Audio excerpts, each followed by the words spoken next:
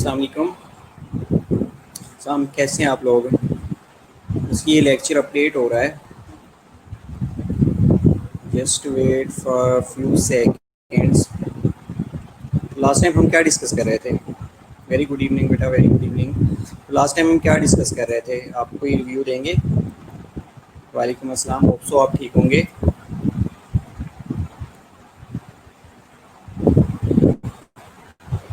Okay, जज़ाकल्लाह बेटा। Last time क्या डिस्कस कर रहे थे उसको हम रिव्यू कर लेते हैं जब तक लेक्चर अपडेट नहीं होता या अपलोड नहीं होता।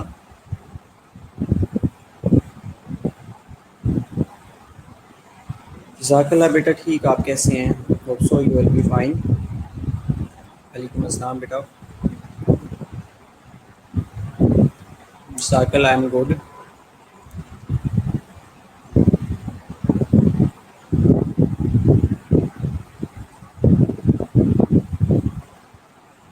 ओके बेटा, नेक्स्ट टेस्ट में अगेन देख लेंगे आप कि नेक्स्ट टेस्ट कैसा होता है। मेरा टेस्ट जब नेक्स्ट आपको आएगा तो आपको मेरी याद ज़रूर दिलाएगा। ओके, तो इन लास्ट लेक्चर्स हम क्या डिस्कस कर रहे थे, किसी को पता है? किसी को भी नहीं पता ना?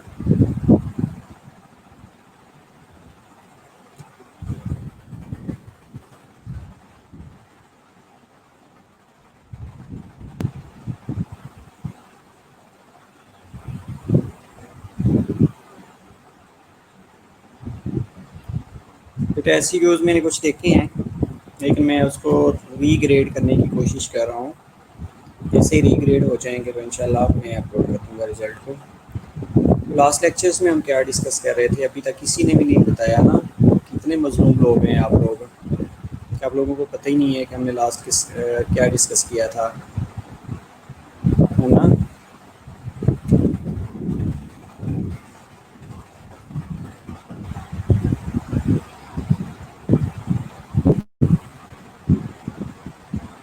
Okay, very good. Liver cirrhosis, तो क्या होता है लीवर सिरोसिस? लीवर सिरोसिस क्या होता है बेटा?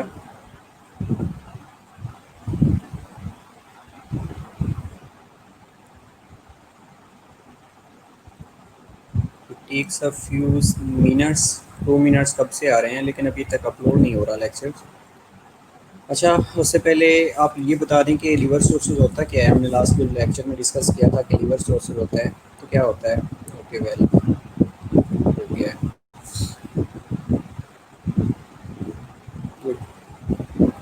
क्या होता है लीवर सिरोसिस बेटा? लीवर श्रिंक हो जाता है। अच्छा, लीवर श्रिंक क्यों हो जाता है? कुछ चीज़ें हमने लास्ट टाइम डिस्कस की थी, इसके डिफरेंट काजेज़ भी डिस्कस किए थे हमने कि लीवर श्रिंक हो जाता है, क्यों श्रिंक होता है। चलें एक रिव्यू ले लेते हैं छोटा सा कि लीवर के बारे में हमने जो चीज़ें डिस्कस की थी उसमें ये था कि इसको राइट और लेफ़्ट लोब के अंदर डिवाइड किया जाता है, जो कि लार्ज लोब होते हैं। टू स्मॉलर लोब में डिवाइड किया जाता है, जिनको कैरिड और कैटरेड लोब्स कहा जाता है। इसके अलावा इसका जो अप्रॉक्सीमेटली वेट होता है 1.3 kg होता है, और बिलो द डायफ्राम पड़ा होता है, और राइट हाइपोकॉन्ड्रिक रीजन को इसने ऑक्यूपाई किया होता है। वालेकुम अस्सलाम, होप सो आप फाइन होंगी। ठीक है, तो इसको डुअल ब्लड सप्लाई होती है, ये भी हम लास्ट टाइम हमने डिस्कस किया था। One was portal blood supply या पोर्टल सर्कुलेशन के बारे में भी हमने डिस्कस किया था। ठीक है, इसके अंदर मेनली क्लॉटिंग फैक्टर्स होते हैं। क्लॉटिंग फैक्टर्स जिनमें प्रोथ्रोम्बन होता है, फिब्रिनोजन होता है, फैक्टर 1, 2, 7, 9 और 10, ये सारे क्लॉटिंग फैक्टर्स होते हैं दैट आर रिक्वायर्ड कि जब ब्लड क्लॉट नहीं हो रहा होता तो उन्हें ब्लीडिंग को कंट्रोल करना होता है।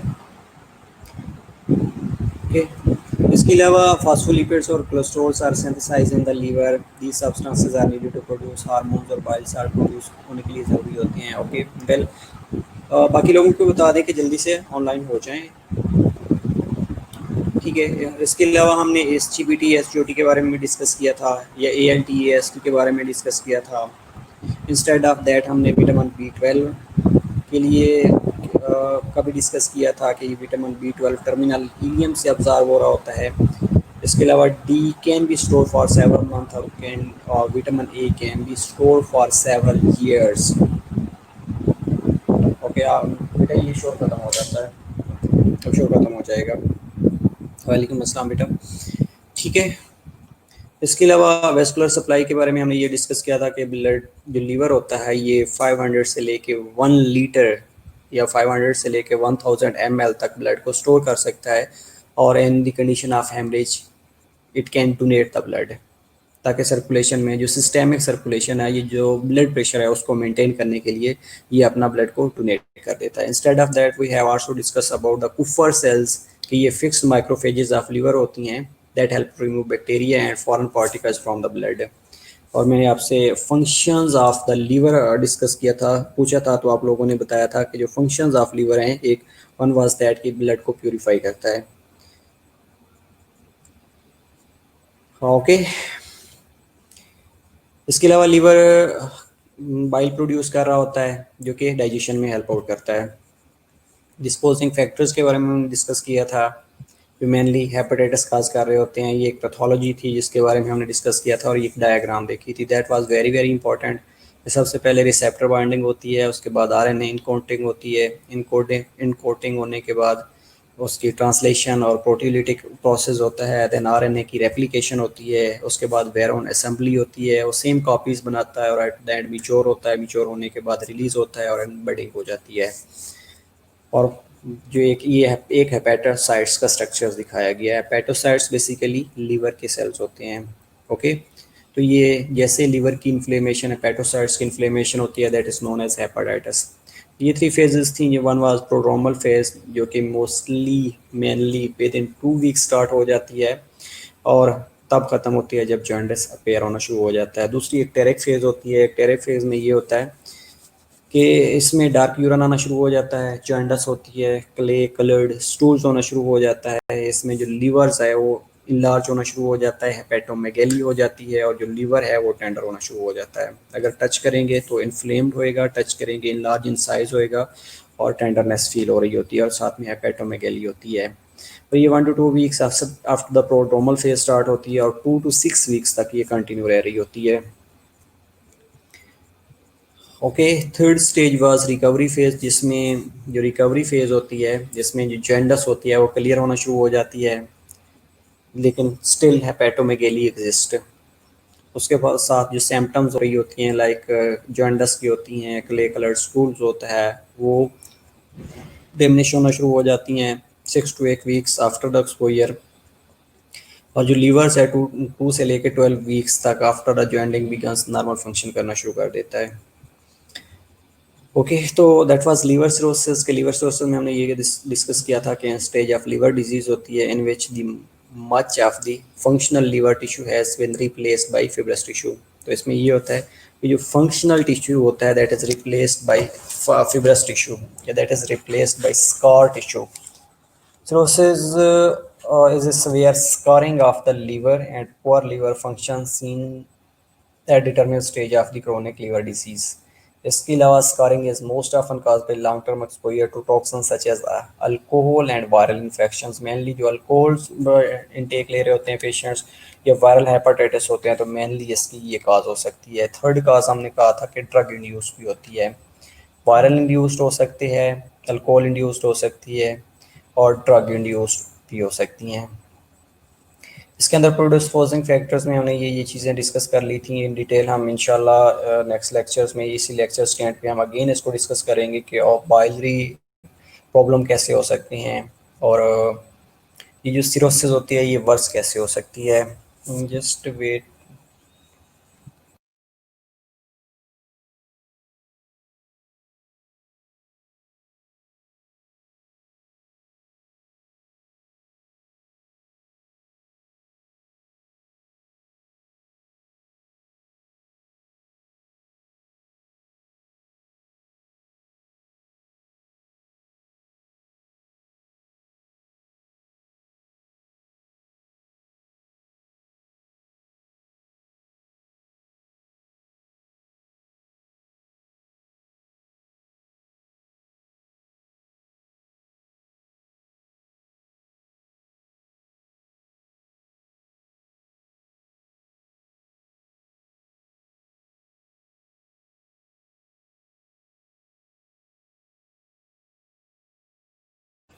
So cirrhosis is characterized by diffuse fibrosis, the conversions of normal liver architectures into nodules containing proliferating hepatocytes enclosed by fibrosis. क्या होता है कि जो हेपेटोसाइट्स होती हैं, ये जो लीवर के सेल्स होते हैं उनके अंदर फिब्रोसिस होना शुरू हो जाती है, और जो नॉर्मल लीवर का आर्किटेक्चर होता है that will be converted into nodules, और वो न्यूड्यूल्स जो होती हैं वो प्रोलिफरेटिंग होती हैं और एंड द उसके अंदर स्कार फॉर्मेशन होना शुरू हो जाती है। अब ये जो नोड्यूल्स होते हैं ये वेरी इन साइज़ कर रहे होते हैं, लेस देन 3 मिलीमीटर से लेके माइक्रो नोड्यूल्स तक ये पहुंच जाते हैं, जिसमें सेवरल सेंटीमीटर्स तक इनका या डायमीटर्स हो सकता है। और इसके अलावा इसके अंदर represents a balance between regenerative activity and constructive scarring. Sometimes आप लोगों ने सुना होगा कि अगर पार्शियल हेपेटेक्टमी करवा दी जाती है तो जो लीवर्स है वो रीजनरेट कर जाता है। मोस्टली आप लोगों ने सुना होगा कि ऐसे पेशेंट्स जो मोस्टली पाकिस्तान के अंदर तो आई थिंक अब फैसिलिटी हो तो पता नहीं है, लेकिन पहले जो पार्शियल हेपेटेक्टमी थी कि लीवर जितना स्कार फॉर्मेशन हो गई है या लीवर की फेब्रोसिस जिस एरिया की हो गई है उसको सर्जिकली कट कर दिया जाता था, तो जो लीवर है वो रीजनरेट कर जाता था। तो इसी तरह अगर ये माइक्रो न्यूड्यूल्स की बात कर रहा हूँ, छोटे न्यूड्यूल्स की फॉर्म में अगर फिब्रोसिस हो चुकी है, नक्रोटिक एरिया हो चुका है, ये स्कार फॉर्मेशन हो चुकी है, तो वो उस एरिया को सर्जिकली रिमूव कर दिया जाता था, तो जो लीवर्स है वो रीजनरेट कर जाता था।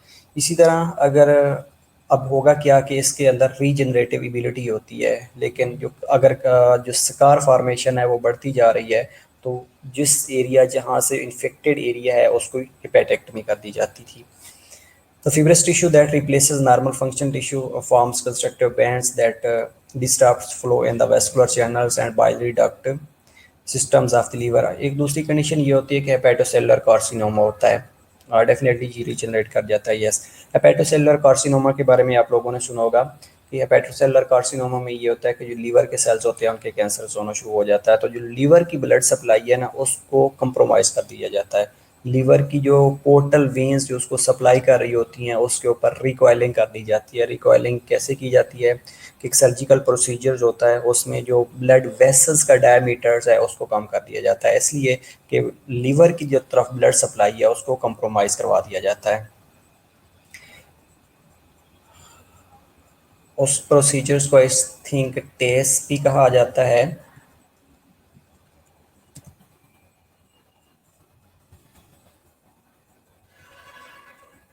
स्टैंड्स फॉर आई थिंक कुछ क्या था, एनीबॉडी नोज के what is test procedures?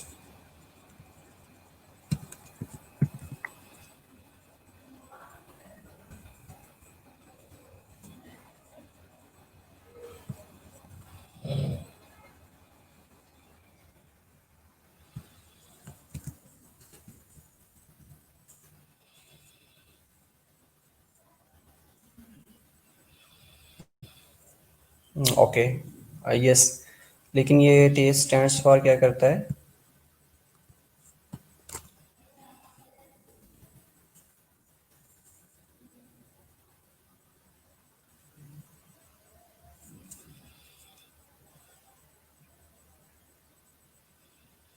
Okay, अगर मुझे याद आ गया तो आई विल श्योर कि मैं आप लोगों को बता दूंगा। इसमें ये होता है कि एक स्पेसिफिक टाइप ऑफ कीमोबिलाइजेशन होती है जो कि हेपेटिक आर्टरी को ब्लॉक कर रही होती है, ताकि जो लीवर कैंसर है ना उसको मिनिमाइज़ किया जा सके। TAC डेफिनेटली, और trans arterial chemoembolisation definitely, yes, thank you very much, exactly यही होता है, ट्रांस एटीरियल कीमोएम्बोलाइजेशन।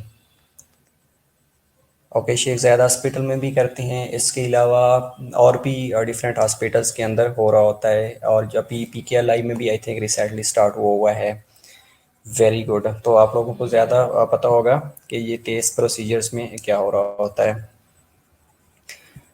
और ट्रांस आर्टीरियल कीमोबिलाइजेशन टेस्ट होता है जिसमें जो टाइप ऑफ कीमोबिलाइजेशन होती है that blocks the hepatic artery, और जो लीवर कैंसर्स होते हैं उसको ट्रीट किया जा रहा होता है, या हेपेटोसेलुलर जो कार्सिनोमास होते हैं HCC। और इसका हेपेटोसेलुलर कार्सिनोमा का जो सर्जिकल ट्रीटमेंट है वो उसमें यही टेस्ट का प्रोसीजर्स हो रहा होता है। ट्रीटमेंट डेफिनेटली शौकत खाना में भी होता है, डेफिनेटली यस। लेकिन शौकत खानम में अब स्टार्ट हुआ हो तो पता नहीं, लेकिन पहले आई थिंक शौकत खानम में हेपेटोसेलुलर कार्सिनोमा को नहीं ट्रीट किया जा रहा था। अगर अब स्टार्ट किया हुआ है उन्होंने तो आई डोंट थिंक सो, लेकिन आप लोग कह रहे हैं तो डेफिनेटली आपके पास एविडेंस होगा, शायद उन्होंने स्टार्ट कर दिया हो।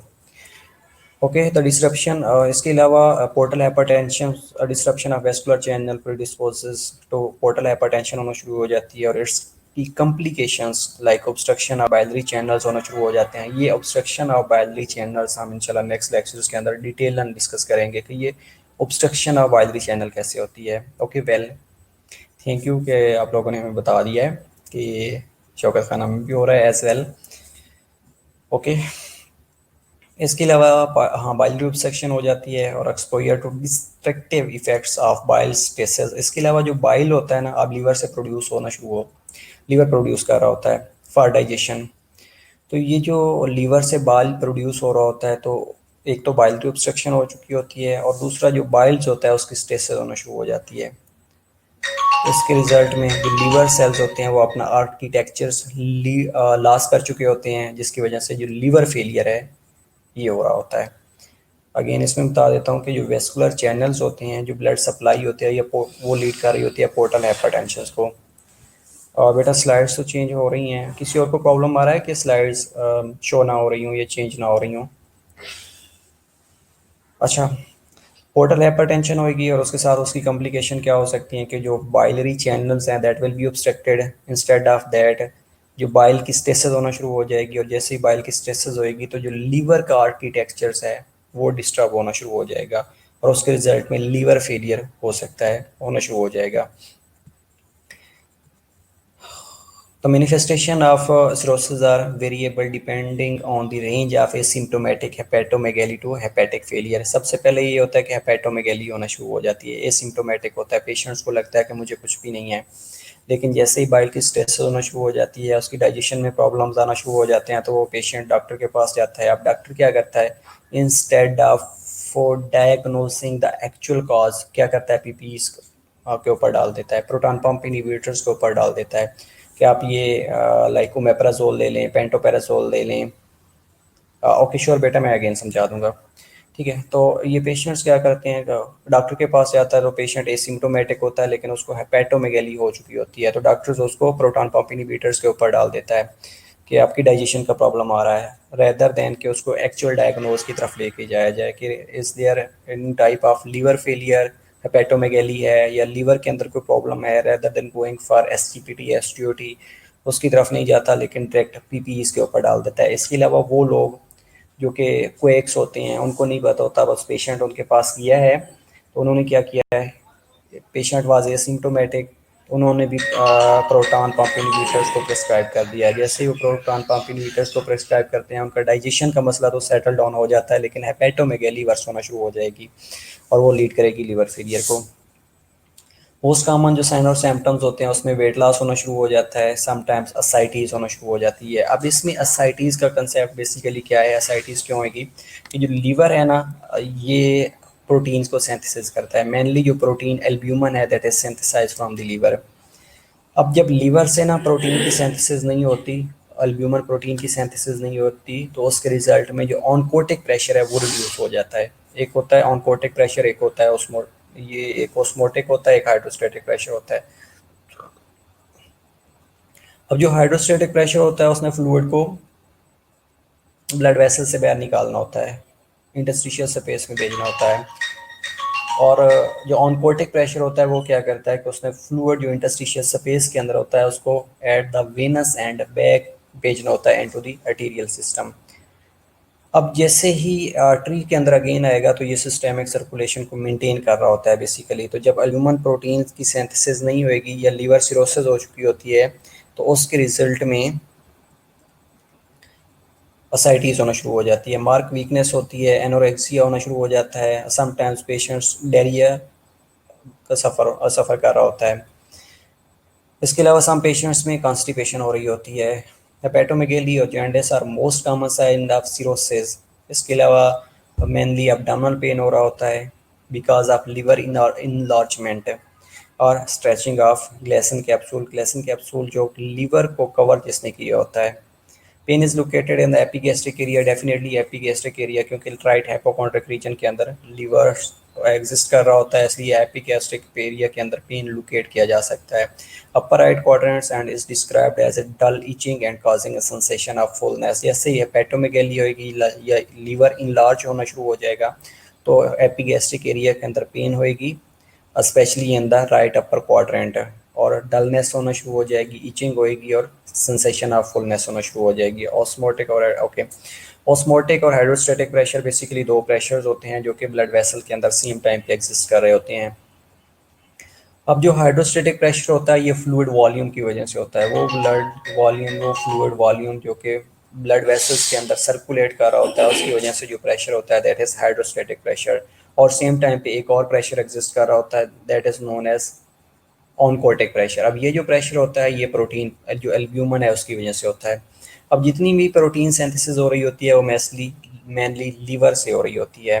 जब लीवर फेलियर होएगा, हेपेटिक फेलियर होएगा या हेपेटोमेगैली होएगी तो वो जो normal level of protein synthesis from the liver है वो नहीं होएगी, तो उसके रिजल्ट में जो एल्ब्यूमिन प्रोटीन है वो रिड्यूस होना शुरू हो जाएगी। अब जो हाइड्रोस्टेटिक प्रेशर होता है उसमें फ्लूइड को ब्लड वेसल से बाहर निकालना होता है ताकि जो इंटरस्टिशियल स्पेस में टिश्यू पड़े हैं वो बात हो जाएं, उन तक जो रिक्वायर अमाउंट ऑफ चीज़ें हैं वो पहुँचें। लेकिन होगा क्या कि हाइड्रोस्टेटिक प्रेशर तो नॉर्मल होएगा, वो बाहर निकालेगा, लेकिन जो ऑनकोटिक प्रेशर होता है ना उसने वापस अगेन वो फ्लूइड जो इंटरस्टिशियल स्पेस में गया था उसको वापस ब्लड वेसल का हिस्सा बनाना होता है ताकि जो सिस्टेमिक सर्कुलेशन है उसको मेंटेन किया जा सके।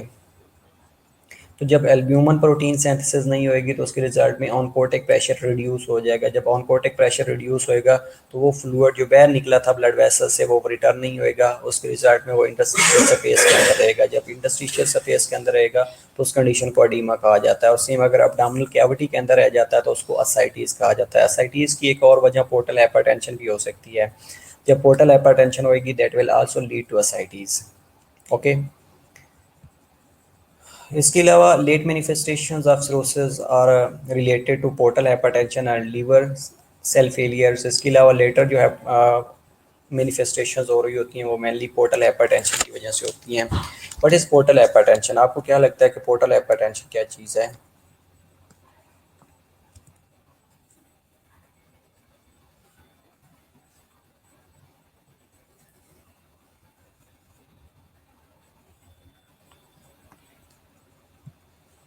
पोर्टल हाइपरटेंशन, अच्छा किसी को नहीं पता।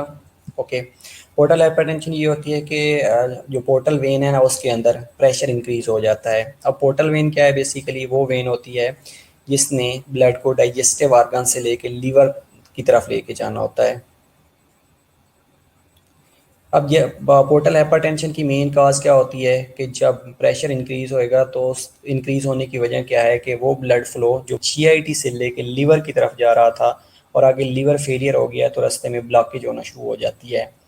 जो नॉर्मली लीवर में डिफ्यूज़ होना था वो डिफ्यूज़ नहीं होता, लीवर की तरफ नहीं जाता, तो उसकी वजह से जो पोर्टल वेन है वो ब्लॉक होना शुरू हो जाती है और उसके अंदर प्रेशर जो है इंक्रीज हो जाता है, तो उसको कहा जाता है पोर्टल हाइपरटेंशन।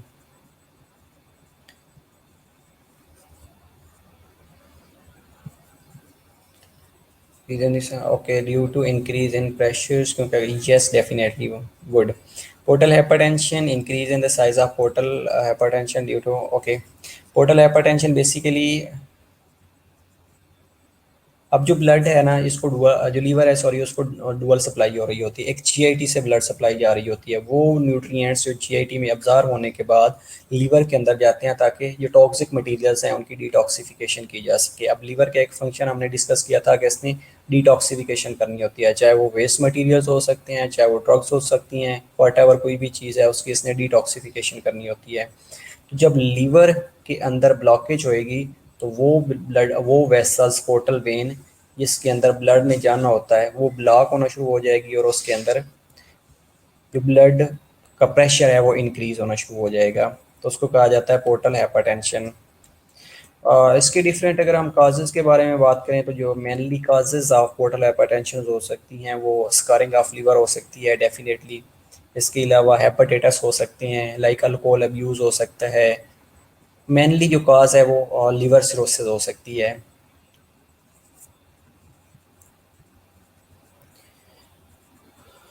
ओके, स्प्लीनोमेगैली हो सकती है, ये हम डिस्कस करेंगे कि स्प्लीनोमेगैली क्यों होएगी, असाइटिस होती है। उसके अलावा पोस्ट सिस्टेमिक शंट होना शुरू हो जाती है। अब इस पोस्ट सिस्टेमिक शंट क्यों होएगी, एसोफेगियल वराइसिस बनना शुरू हो जाती हैं, हेमराइड्स बनना शुरू हो जाती हैं, और caput medusae results from the portal hypertension. अब जैसे ही पोर्टल हाइपरटेंशन होगी तो उसके रिजल्ट में ये एसोफेगियल वराइसिस होना शुरू हो जाते हैं, हेमराइड्स हो सकती हैं, और कैपेट मेडुसा हो सकती हैं। कैपेट मेडुसा क्या होते हैं?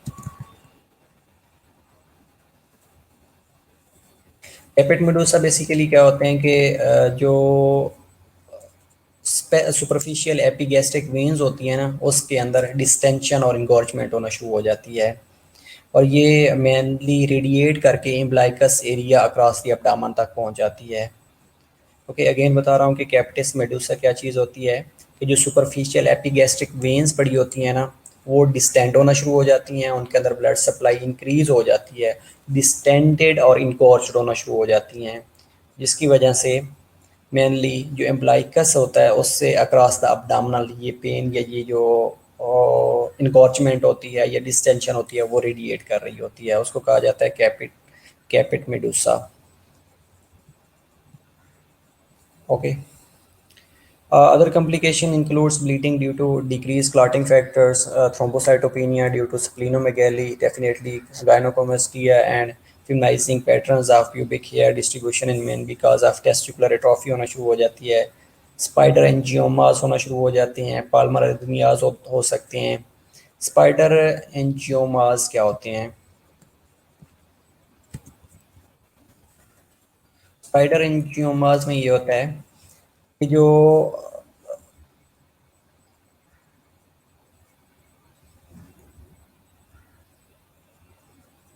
बेसिकली इसके अंदर ना रेड स्पॉट्स बनने शुरू हो जाते हैं, जो कि आउटवर्ड स्किन के अंदर अपेयर होते हैं लाइक ए स्पाइडर वेब, उसको स्पाइडर एंजियोमास कहा जाता है। स्पाइडर एंजियोमियास बेसिकली क्या होते हैं कि ये स्किन के नीचे सरफेस पड़ी होती है, स्किन के नीचे जो सरफेस होती है उसके अंदर सेंट्रल रेड स्पॉट्स होते हैं और रेडिश एक्सटेंशन बनना शुरू हो जाती हैं, जो कि स्किन के ऊपर अपेयर होती हैं, और वो जैसी स्किन के ऊपर अपेयर होती हैं तो वो एक स्पाइडर वेब की शक्ल दे रही होती हैं, इसलिए उनको स्पाइडर एंजियोमास कहा जाता है।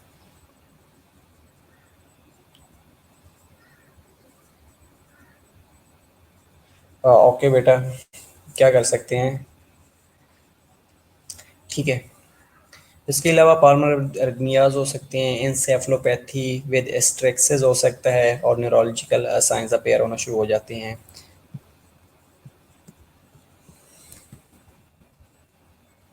एस्टिरेक्सिस क्या होता है? एस्टिरेक्सिस ये होता है कि जो हैंड्स होते हैं ना, ये रेस्ट होती है, हैंड और या रेस्ट, ये क्या करते हैं कि समटाइम्स जिस तरह ब्लड फ्लैप नहीं करता, बर्ड फ्लैपिंग होना शुरू हो जाती है। जो बर्ड होता है परिंदा, जिस तरह उसके विंग्स फ्लैप कर रहे होते हैं, इसी तरह जो हैंड्स होते हैं या रिस्ट होती हैं वो फ्लैप करना शुरू कर देती हैं, और जो ह्यूमन बीइंग होता है उसके अंदर जो पोजीशन मेंटेन की एबिलिटी है वो लॉस होना शुरू हो जाती है, या बॉडी के अंदर जर्की मूवमेंट्स आना शुरू हो जाती हैं, मेनली हैंड्स के अंदर देखा जाता है। तो इसको दूसरा जो इसका नाम है बर्ड फ्लैपिंग भी कहा जाता है, इसको फ्लैपिंग, जिस तरह बर्ड्स के जो विंग्स होते हैं वो फ्लैप कर रहे होते हैं, सेम कंडीशन होना शुरू हो जाती है एस्टिरेक्सिस के अंदर। पोर्टल हाइपरटेंशन क्या होती है? इसमें portal hypertension venous blood from the gastrointestinal tract empties into the portal vein and travels through the liver before moving into the general venous circulation।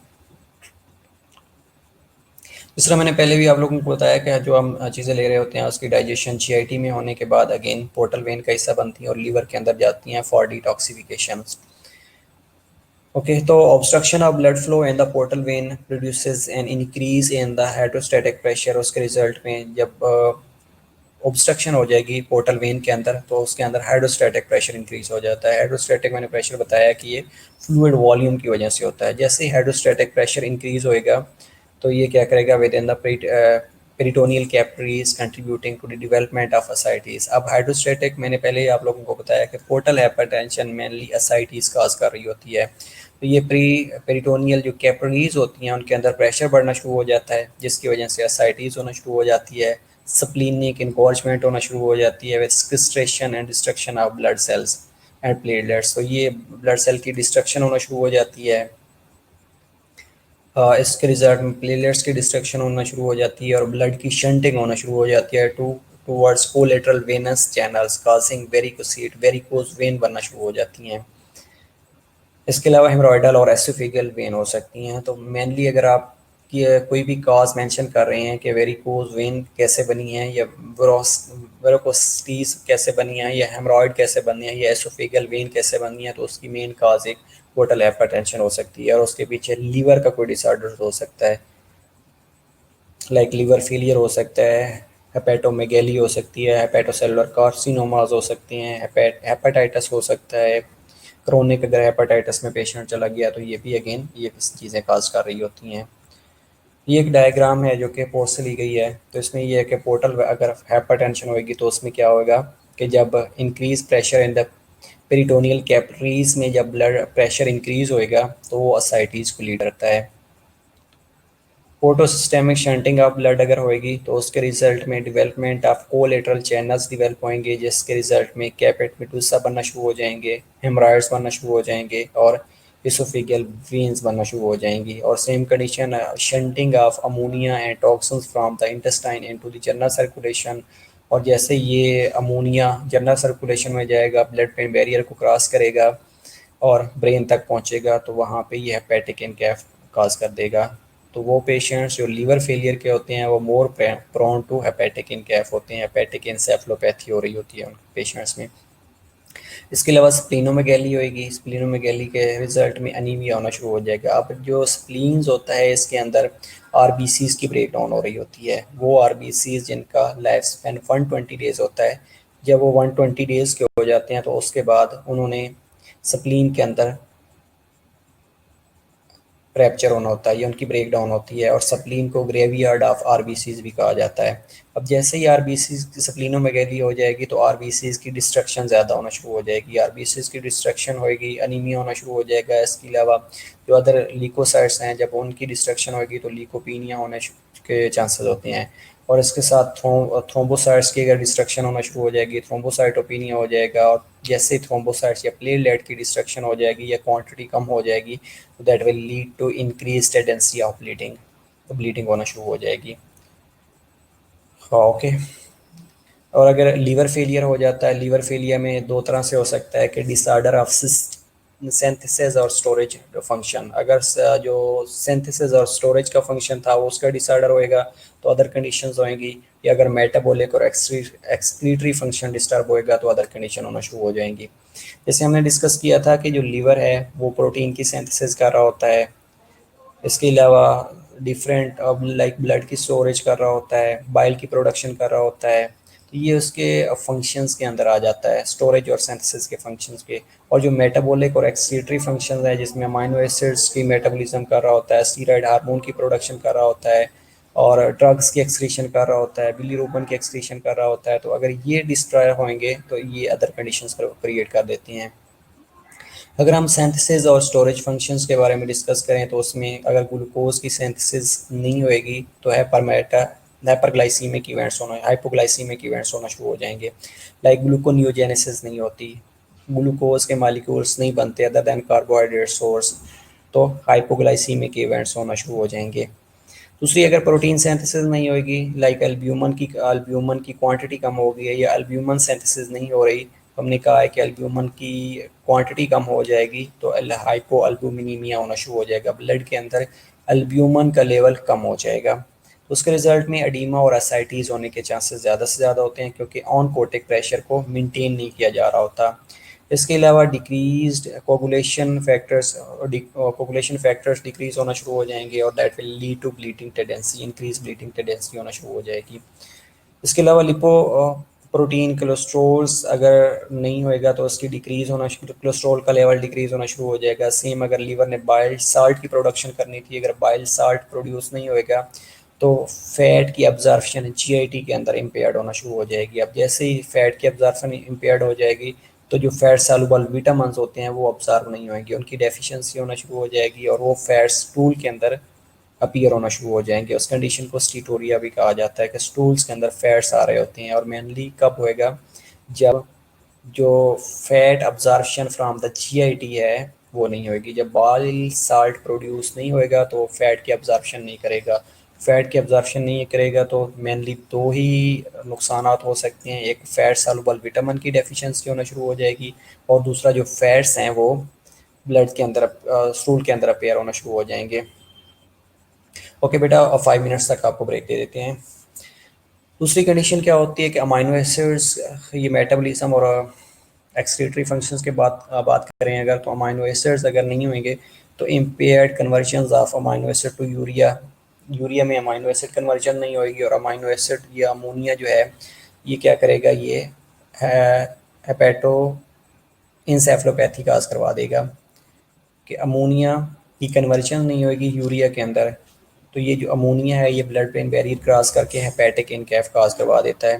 इसके अलावा स्टीरॉइड्स हार्मोन की सिंथेसिस हो रही होती है, और स्टीरॉयड हार्मोन में अगर एल्डोस्टेरोन का लेवल इंक्रीज होएगा तो अगेन एडीमा और असाइटिस होने के चांसेस होते हैं। और अगर एंड्रोजन्स या एस्ट्रोजन्स का लेवल बढ़ना शुरू हो जाएगा तो गाइनोकोमेस्ट्रिया होना शुरू हो जाते हैं, टेस्टिकुलर एट्रोफी मेन के अंदर होना शुरू हो जाती है, और फीमेल्स के अंदर मेंस्ट्रुअल इरेगुलरिटीज़ होना शुरू हो जाएंगी।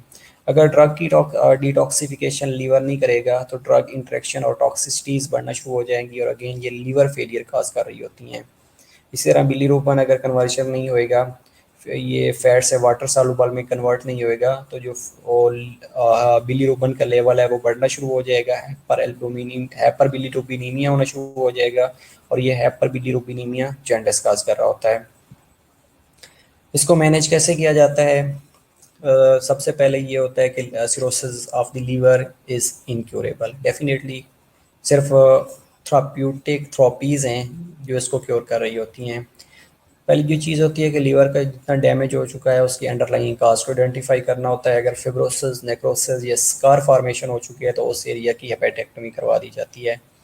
इसके अलावा थर्ड चीज़ ये है कि डाइटरी और लाइफस्टाइल चेंजेस लेके आनी होती हैं, मॉडिफिकेशन करनी होती हैं, और न्यूट्रिशियस लो फैट डाइट्स लेनी होती हैं। और अगर डाइट प्लान बनवाना है तो वो भी एक न्यूट्रिशनिस्ट से डिस्कस करके आप डाइट प्लान भी बनवा सकते हैं।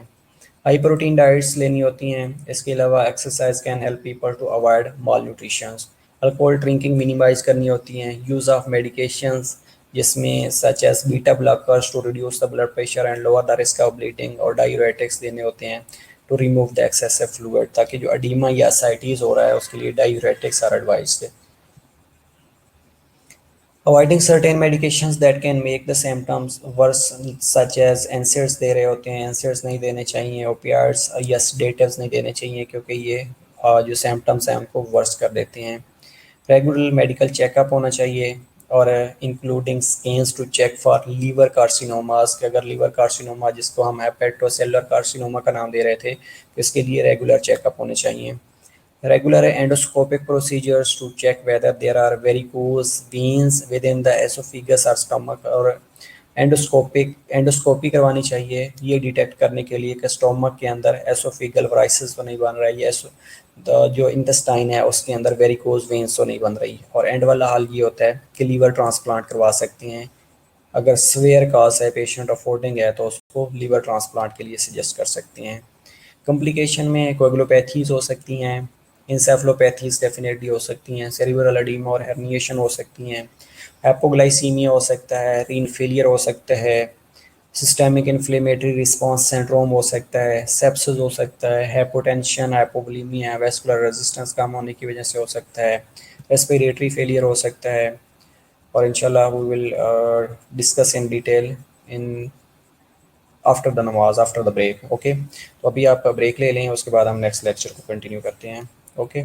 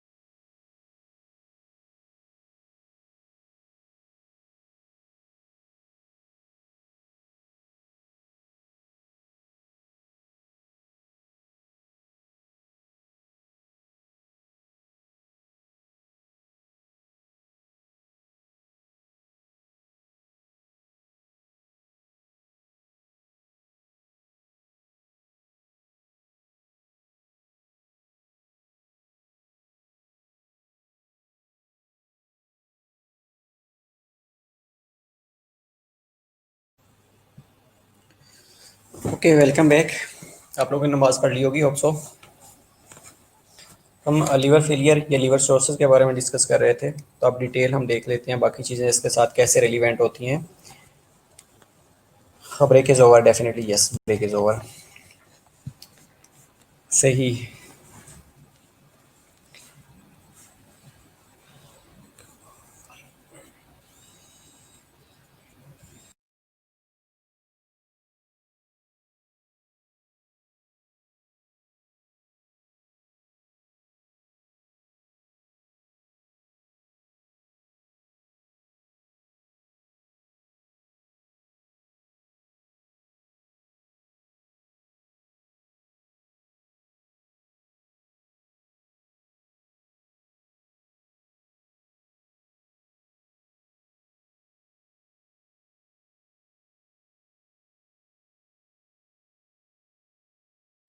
ओके, तो largest parenchyma organ of the body होता है लीवर के, अगर हम बारे में डिस्कस करें तो जो एवरेज इसका जो ग्राम होता है वो 1.5 केजी या 1.3 केजी तक होता है, या 15 ग्राम आप कह सकते हैं। 1300 ग्राम से लेके 1500 ग्राम इसका वेट होता है।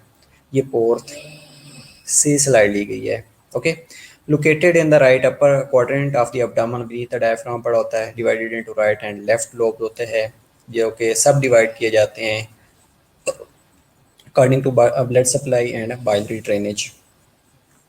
राइट और लेफ्ट लोब होते हैं, इसके अलावा जो स्मॉलर लोब्स होते हैं उनको कैड्रेट और क्वाड्रेट कहा जाता है। और मुटेशन इन हेपेटोसाइट्स, मुटेशन का मतलब होता है कि इसके अंदर चेंजेस आना शुरू हो जाती हैं, और वो केमिकल की वजह से हो सकती हैं, टॉक्सिन्स की वजह से हो सकती हैं, अल्कोहल इंड्यूस्ड हो सकती हैं, ड्रग इंड्यूस्ड हो सकती हैं।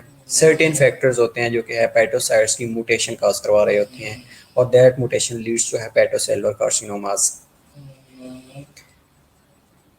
ओके, अगर हम स्ट्रक्चर्स की बात करें तो स्ट्रक्चर्स के अंदर मेनली ग्लेसन कैप्सूल होता है जो कि कनेक्टिव टिश्यू कैप्सूल होता है, और कवर्ड बाय विसरल पेरिटोनियम, जिसके अंदर फॉर्म्स सस्पेंसरी हेपेटिक लिगामेंट्स होते हैं। सस्पेंसरी हेपेटिक लिगामेंट्स ने उनको होल्ड करके रखा होता है basically within the visceral peritoneum. Demarcate bare area होता है of the liver directly in contact with the diaphragm. इसके अलावा डुअल ब्लड सप्लाई होती है। जो आर्टीरियल ब्लड सप्लाई होती है वो 25% होती है, क्योंकि हमने पहले ही डिस्कस कर लिया था कि जो इनफ्लो फ्रॉम द एओर्टा विया सीलिएक ट्रंक और हेपेटिक आर्टरी से आ रहा होता है, और जो रिमाइंडर 75% होता है वो पोर्टल वेन से आ रहा होता है, drain into the capillary bed of the alimentary canal and the pancreas, और rich in substances absorbed and secreted by the gut. या जीआईटी कहते हैं या गट कहते हैं, एक ही चीज़ के दो नाम हैं। तो वो जो सब्सटेंसेस जो जीआईटी से अब्जॉर्ब होके अगेन लीवर के अंदर आ रहे होते हैं, वहाँ से ये जो ब्लड सप्लाई आ रही होती है 75% होती है, और 25% आर्टीरियल ब्लड सप्लाई हो रही होती है from the aorta into the hepatic artery. Okay, तो ये अगर हम स्ट्रक्चर्स ऑफ द लीवर के बारे में डिस्कस करें तो स्ट्रक्चर्स में आप लोगों को बहुत सी चीज़ें दिखाई देगी, बहुत सी चीज़ें और क्लियर हो जाएंगी कि इनके अंदर मेनली फेलिकोन लिगामेंट्स होते हैं। इसके अलावा ये लेफ्ट लोब देखेंगे, उसके बाद नीचे एसोफेगस पड़ा होता है, fissures of varicose, various ligament पड़े होते हैं, वेनस लिगामेंट पड़े होते हैं, कैडेड लोब्स पड़े होते हैं, इंफीरियर वेना केवा डाउनवर्ड होता है। ऊपर अगर देखा जाए तो इंफीरियर वेना केवा के नीचे डायाफ्राम पड़ा होता है। एक राइट लोब के अगर स्ट्रक्चर्स हम डिस्कस करें,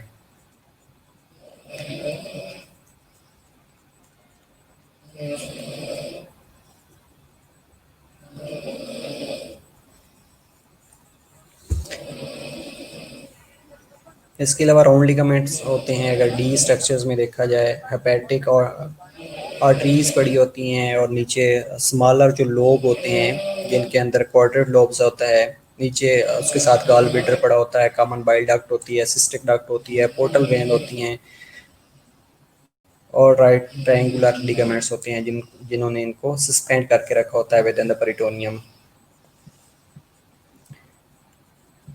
ओके, इसके अलावा अगर हम स्ट्रक्चर्स को अगेन मोर कंसाइज करके देखेंगे, इसके अंदर ऊपर जो चीज़ आपको शो हो रही होगी वो एओर्टा होएगा एक साइड पे, और एक साइड पे इंफीरियर वेना केवा होता है। उसके बाद लेफ्ट और राइट हेपेटिक वेन्स पड़ी होती हैं। डाउनवर्ड अगर चाहें तो हेपेटिक आर्टरी आ रही होती है, और pancreatic branches of splenic vein rise हो रही होती हैं। पोर्टल वेन होती है जो जीआईटी से लीवर को सप्लाई कर रही होती है। सुपीरियर में सेंट्रिक वेन्स पड़ी होती हैं, और इन्फीरियर में सेंट्रिक वेन्स पड़ी होती हैं। ये मिसेंट्री से जो इंटेस्टाइन है वो वहाँ से आगे ब्लड सप्लाई कर रही होती है towards the liver.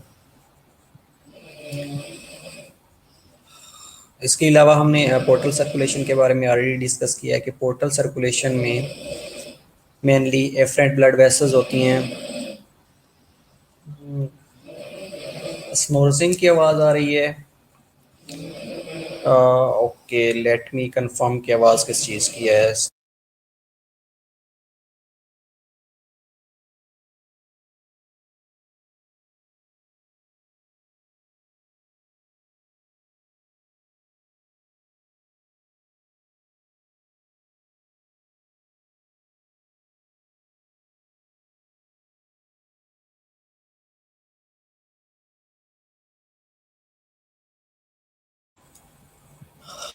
Okay, sorry, अब आवाज़ नहीं आएगी पहले ही। अच्छा, स्नोरिंग की आवाज़ आ रही थी, होप सो नहीं आएगी। पोर्टल सर्कुलेशन के बारे में हम डिस्कस कर रहे थे, जो कि हमने पहले भी डिस्कस किया है कि एफरेंट ब्लड वेसल्स होती हैं branches into the liver within the bile ducts to form portal triads. अब ये पोर्टल ट्राइएड्स है, इसके अंदर तीन चीज़ें आ रही होती हैं। एक चीज़ पोर्टल वेन होती है, दूसरी हेपेटिक आर्टरीज होती हैं, और तीसरी बाइल डक्ट्स होती हैं। Blood from the just wait wait wait.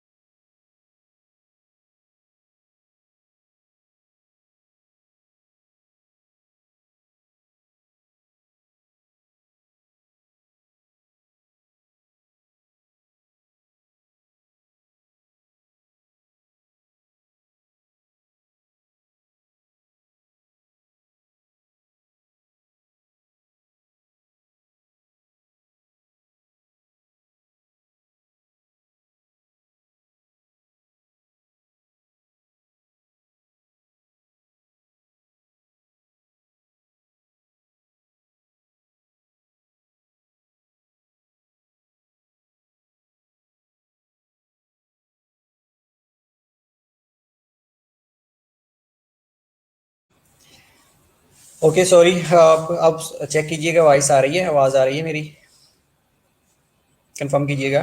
तो हम पोर्टल सर्कुलेशन के बारे में डिस्कस कर रहे थे कि पोर्टल सर्कुलेशन में एफरेंट ब्लड वेसल ब्रांचेज होती हैं to the liver with bile duct to form portal triad. अब इस पोर्टल ट्राइएड के अंदर तीन वेन्स आ रही होती हैं। One is portal vein, other is hepatic arteries, and third one is portal ducts. और blood from the hepatic artery and portal vein drain into the hepatic sinusoids. Hepatic sinusoids ये होते हैं कि लीवर के अंदर जो कैपिलरीज होती हैं उनको कहा जाता है हेपेटोसाइट्स, हेपेटिक साइनोसाइड्स। ओके, उसको कॉल कर ले यार। Okay well.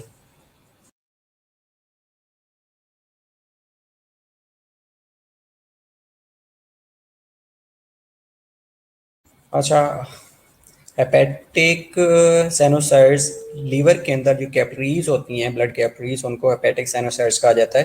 बेसिकली इनके अंदर बेसमेंट मेम्ब्रेन नहीं होती।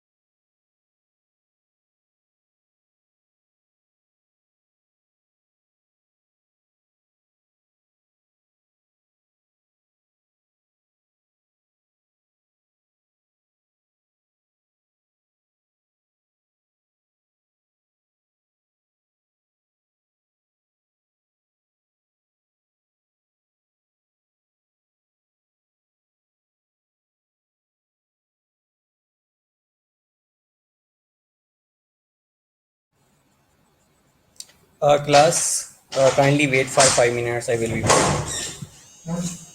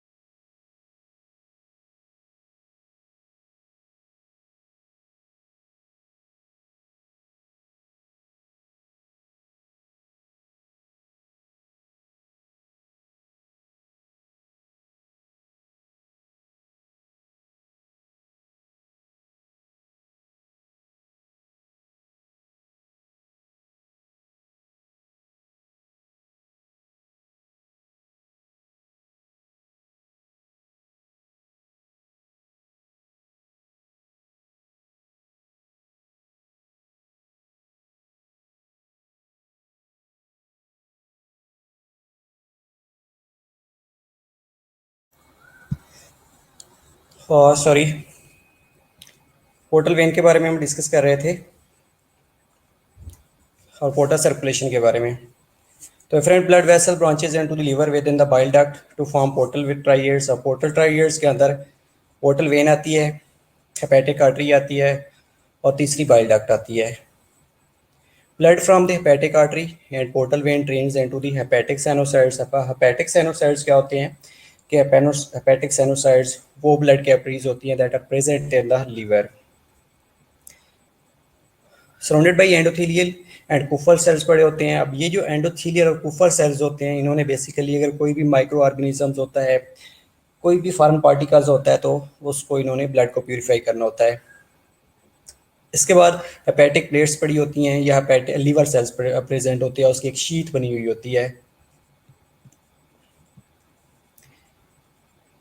अगर हम लीवर स्ट्रक्चर्स ऑफ लीवर के बारे में बात करें तो जो पोर्टा सर्कुलेशन है mainly blood drains into the central vein के अंदर प्रेजेंट होता है, प्लेसी और इनटू द हेपेटिक वेन जा रहा होता है और इंफीरियर वेना केवा के अंदर ये एम्प्टी हो रही होती हैं। ये एक structures of the liver cell है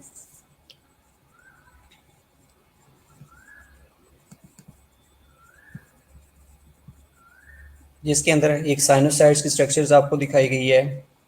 इसके अलावा लिमिटिंग प्लेट्स प्रेजेंट होती हैं, लैम्फ वेसल्स प्रेजेंट होती हैं, सेंट्रल हेपेटिक वेन शो हुई है।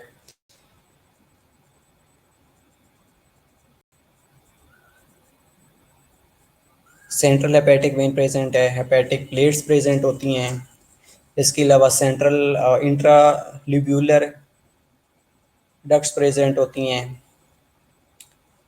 बाइल कैनकुलाई प्रेजेंट होते हैं on the surface of the hepatic plates, लेकिन फ्रीक्वेंट ये प्रेजेंट नहीं होती। डाउनवर्ड अगर देखा जाए तो पोर्टल वेन ओरिजिनेट हो रही होती है, बाइल डक्ट्स जा रही होती है, हेपेटिक आर्टरी जा रही होती है और साथ में लिमिटिंग प्लेट्स प्रेजेंट होती हैं। लीवर के फंक्शंस हमने पहले डिस्कस कर लिए थे, लेकिन मेनली डाइजेस्टिव ऑर्गन होता है। Bile salt secretion for fat digestion, के बाइल साल्ट लीवर अगर सेक्रेट कर रहा होता है तो वो फैट डाइजेशन में हेल्प आउट कर रहा होता है। Process and storage of fat करता है, कार्बोहाइड्रेट्स और प्रोटीन्स की स्टोरेज कर रहा होता है, और processing and storage of vitamins और मिनरल्स और जो विटामिन्स होती हैं उनकी प्रोसेसिंग कर रहा होता है। इसके अलावा एंडोक्राइन ऑर्गन है liver, regulation of carbohydrate, fat और प्रोटीन की मेटाबॉलिज्म करता है, और मेटाबॉलिज्म के अंदर ग्लूकोकॉर्टिकॉइड्स, मिनरलोकॉर्टिकॉइड्स और सेक्स हार्मोन की मेटाबॉलिज्म कर रहा होता है एज वेल। इसके अलावा हीमाटोलॉजिकल आर्गन है, हीमाटोलॉजिकल आर्गन में ये टेम्परेरी स्टोरेज ऑफ ब्लड करता है, जो कि 1.5 लीटर तक ये स्टोर कर जाता है। 500 से लेके 1 लीटर तक ये ब्लड स्टोर कर रहा होता है। और in the case of crisis या in the case of emergency या in the case of hypovolaemic shock ये अपना ब्लड को डोनेट कर देता है। इसके अलावा removal of bilirubin from the blood stream से करता है, इसलिए जॉन्डिस नहीं होती। और जब ये इसका फंक्शन डिस्टर्ब हो जाता है, बिलीरुबिन ब्लड से एलिमिनेट नहीं होती, तो उस कंडीशन में अगेन जॉन्डिस हो सकता है। हेमेटोपोएसिस होती है, सर्टेन डिजीज स्टेट्स होना शुरू हो जाती है और synthesis of blood clotting factors करता है, जिसमें फिब्रिनोजेंस के बारे में हमने डिस्कस किया है। फैक्टर्स 5, 7, 9, 11, 10 के बारे में हमने डिस्कस किया है। इसके अलावा एक्सक्रीटरी फंक्शन होता है इसका, excretion of bile pigment and cholesterols, urea synthesis कर रहा होता है, डिटॉक्सिफिकेशन ऑफ ड्रग्स करता है और अदर फॉरेन सब्सटेंसेस की डिटॉक्सिफिकेशन कर रहा होता है। ये इसके एक्सक्रीटरी फंक्शंस हैं। इसके अलावा अगर हम एक summary of normal liver function की देखें तो इसमें हमें सर्टेन चीज़ें क्लियर आउट हो जाएंगी, जिनके अंदर liver as a digestive organ है और साथ में liver as a haematological organ है। ये एक शॉर्ट समरी है। अगर डाइजेस्टिव ऑर्गन्स की बात करें तो इसमें वही जो पीछे हमने चीज़ें डिस्कस की हैं कि बाइल साल्ट सेक्रेशन होती है for fat digestion, processing and storage of fats होती है, कार्बोहाइड्रेट्स होती है और प्रोटीन्स होती है, absorb by the intestines. Processing and storage of vitamins and minerals होती है। इसके अलावा liver as an endocrine organ कैसे कि मेटाबॉलिज्म ऑफ ग्लूकोकॉर्टिकॉइड्स करता है, मिनरलोकॉर्टिकॉइड्स करता है, सेक्स हार्मोन। इसके अलावा रेगुलेशन ऑफ कार्बोहाइड्रेट्स में फैट्स और प्रोटीन्स की मेटाबॉलिज्म को रेगुलाइज करता है। जब हम हीमाटोलॉजिकल की तौर पे बात करेंगे तो ये टेम्परेरी स्टोरेज ऑफ ब्लड कर रहा होता है, removal of bilirubin from the blood stream कर रहा होता है, मेटोपोएसिस इन सर्टेन डिजीज स्टेट्स कर रहा होता है और synthesis of blood clotting factors. बेटा अब तो आवाज़ आ रही है ऑप्सो, आवाज़ आ रही है आप लोगों को ना? कंफर्म कीजिएगा आवाज़ आ रही है।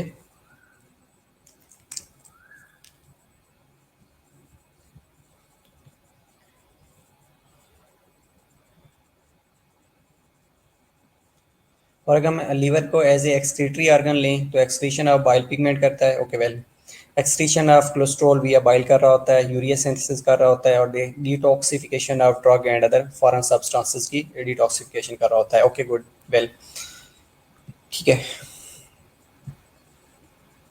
इसके अलावा हेपेटोसेलुलर फेलियर की अगर हम बात करें तो क्लिनिकल मैनिफेस्टेशन में जॉन्डिस होना शुरू हो जाता है क्योंकि बिलीरूबिन एलिमिनेट नहीं होता, मसल वेस्टिंग होना शुरू हो जाती है, असाइटीज होना शुरू हो जाती है क्योंकि प्रोटीन सिंथेसिस नहीं होती। इसके अलावा फैट सॉल्युबल जो विटामिन्स हैं फ्रॉम द जीआईटी उसकी अब्जॉर्प्शन नहीं होती क्योंकि बाइल सिक्रेट नहीं हो रहा होता, specially edict A D E और के की। ओस्टियोमलेशिया होता है, विटामिन डी डेफिशिएंसी होना शुरू हो जाती है, poor blood clotting factors, production of vitamin K decrease होना शुरू हो जाती है। क्लिनिकल मैनिफेस्टेशन में देखा जाए तो अब नॉर्मल स्टोरेज और release of glucose in the form of glycogen, जिसकी वजह से हाइपरग्लाइसीमिया होना शुरू हो जाता है या हाइपोग्लाइसीमिया के चांसेस हो रहे होते हैं। अब नॉर्मल स्टोरेज और रिलीज अगर ज़्यादा रिलीज होएगा तो हाइपरग्लाइसीमिया होएगा, अगर कम रिलीज होएगा तो हाइपोग्लाइसीमिया को लीड कर रहा होता है। इनएडुकेट अगर प्रोटीन मेटाबॉलिज्म होएगी तो जिसके रिजल्ट में जो क्लॉटिंग फैक्टर्स हैं वो डिक्रीज हो जाएंगे तो जो ब्लीडिंग टेंडेंसी है वो बढ़ना शुरू हो जाती है, एक्सेसिव ब्लीडिंग होना शुरू हो जाती है। इसके अलावा प्रोटीन की अगर मेटाबॉलिज्म नहीं होएगी तो प्रोटीन का लेवल कम होना शुरू हो जाता है, और प्रोटीन का लेवल जब कम होता है तो उस कंडीशन को हाइपोअल्बुमिनिया कहा जाता है, और ये जनरलाइज्ड एडीमा काज कर रहा होता है related to low serum oncotic pressure. जब ऑनकोटिक प्रेशर कम होएगा तो उसकी वजह से एल्ब्यूमिन का लेवल कम होने की वजह से ऑनकोटिक प्रेशर कम होएगा, और ऑनकोटिक प्रेशर कम होने की वजह से जनरलाइज्ड एडीमा होना शुरू हो जाता है। इसके अलावा impaired processing of endogenous steroids, sex hormones जिनमें एस्ट्रोजन एस्ट्रोजन है, अगर मेन के अंदर ये कॉज करेगा तो गायनोकोमेस्टी हो सकता है, इम्पोटेंस हो सकती है, टेस्टिकुलर एट्रोफी हो सकती है, और फीमेल हेयर डिस्ट्रीब्यूशन होना शुरू हो जाती है। इसके अलावा वीमेन के अंदर देखा जाए तो इरेगुलर मेंस्ट्रुएशन होना शुरू हो जाती है, पाल्मोनियाज होना शुरू हो जाता है, और स्पाइडर टेलिएंजिया होना शुरू हो जाता है। इसके अंदर जो स्पाइडर लाइक जो बर्ड फ्लैपिंग होती है स्ट्रेक्सेस होना शुरू हो सकती है। इसके अलावा अगर अल्टर्ड लिपोप्रोटीन प्रोसेस होएगी तो डिस्लिपिडीमियाज हो सकते हैं, हाइपर ट्राइग्लिसरीमियाज हो सकते हैं, और impaired clearance of exogenous drugs और टॉक्सिन्स अगर एलिमिनेट नहीं होंगे तो conversion of ammonia to urea होना शुरू हो जाएगी, और ये हेपेटिक एंसेफलोपैथी काज कर रहा होता है। Conversion of ammonia to urea नहीं होगी तो अमोनिया का लेवल बढ़ना शुरू हो जाएगा, जब अमोनिया का लेवल बढ़ेगा तो ये हेपेटिक एंसेफलोपैथी काज कर देता है। ओके, तो ये एक डायग्राम है, इसमें आप चीज़ें सिर्फ वो जो बैक पे हमने डिस्कस किए हैं वही मेनली शो हो रही होती हैं।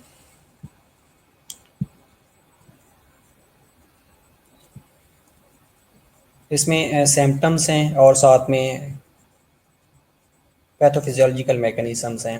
लाइक सिम्टम्स में जिसमें वीकनेस होगी, फटीग होगी, anorexia, weight loss, muscle wasting, fever होना शुरू हो जाएगा, और साथ में फेलियर ऑफ मेटाबॉलिज्म होएगी। Okay, structures of liver repeat कर दूंगा।